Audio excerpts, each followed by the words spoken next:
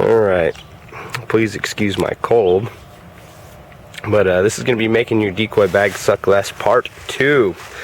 Now, as you probably have figured out already, there are certain situations when 24 decoys on your back just won't cut the mustard, and you don't have 4 guys to all carry 24.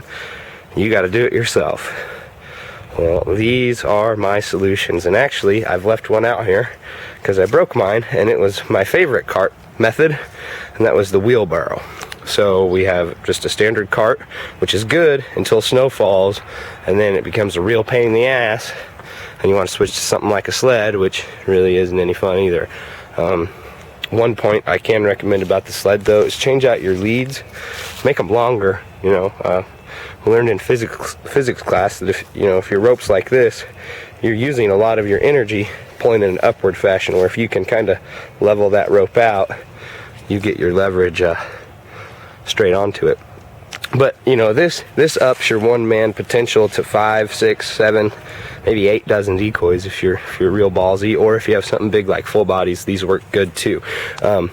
Like I said though, I actually like the wheelbarrow better than the cart. It's all on one wheel, and you have to hold it up, unlike the cart, which balances itself, but it always just seemed to roll a little easier, and you couldn't carry as much with the wheelbarrow, but I preferred the wheelbarrow.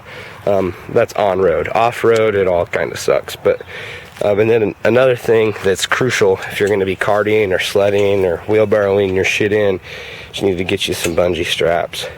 They could be these or the fabric ones. It doesn't really matter what you use for bungee straps, but your decoy bags fall off sometimes. You hit a bump, you dump your bag, it gets kind of frustrating over the miles. But yes, this is making your decoy bag suck less part 2. Just some food for thought. Obviously a boat, if you're over water, is good, but you don't always have to carry the shit either. Another thing too that I've always thought about, which logistically I can't do, would be if you're in a public walk-in only area, bring you a horse.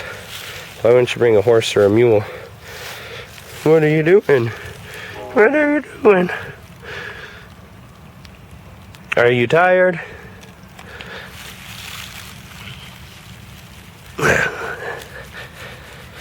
Fucking faggot. Anyways, that's pretty much it. Just some food for thought, making your life a little easier. Cheers. Hey, sit.